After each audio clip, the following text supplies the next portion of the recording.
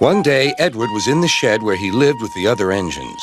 They were all bigger than Edward and boasted about it. "The driver won't choose you again," said Gordon. "He wants strong engines like us." But the driver and fireman felt sorry for Edward. "Would you like to come out today?" "Oh, yes, please," said Edward. So they lit his fire, made lots of steam, and Edward puffed away.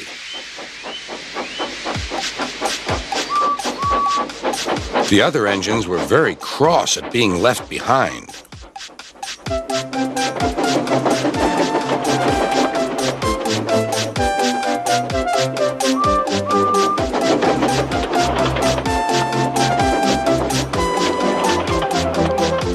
Edward worked hard all day. The coaches thought he was very kind, and the driver was very pleased.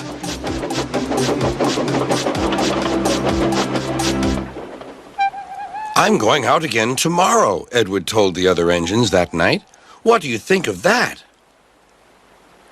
But he didn't hear what they thought, for he was so tired and happy that he fell asleep at once.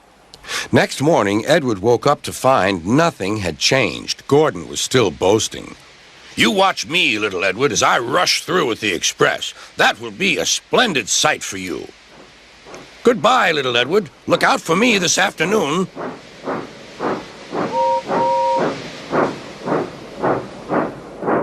Edward went off to do some shunting. He liked shunting. It was fun playing with freight cars. He would come up quietly and give them a push. Then he would stop, and the silly freight cars would go bump into each other.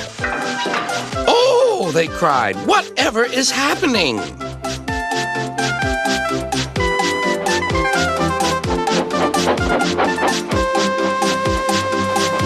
Edward played till there were no more freight cars.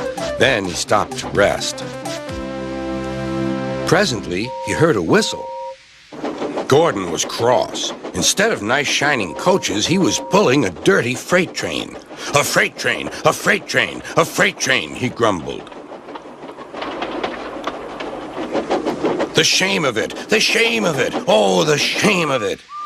Edward laughed and went to find some more freight cars. Then there was trouble. "Gordon can't get up the hill," the porter called to Edward's driver. "Will you take Edward and push him, please?" They found Gordon halfway up and very cross. His driver and fireman were talking to him severely. "You're not trying." "I can't do it," said Gordon. "The noisy freight cars hold an engine back so." Edward's driver came up. "We've come to push." "No use at all," said Gordon. "You wait and see," replied Edward's driver. They brought the train back to the bottom of the hill.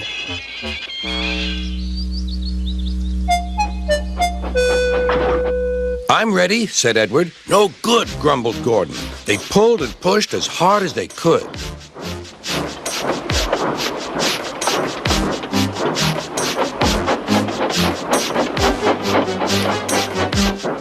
"I can't do it! I can't do it! I can't do it!" puffed Gordon. "I will do it! I will do it! I will do it!" puffed Edward.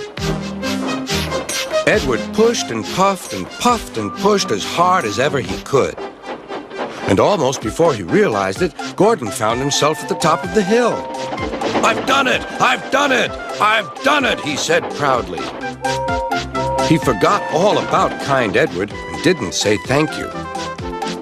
Edward was left out of breath and far behind, but he was happy because he had been so helpful. At the next station, he found that the driver and fireman were very pleased with him. The fireman gave him a nice long drink, and the driver said, "I'll get out my paint tomorrow and give you a beautiful coat of blue with red stripes. Then you'll be the smartest engine in the shed."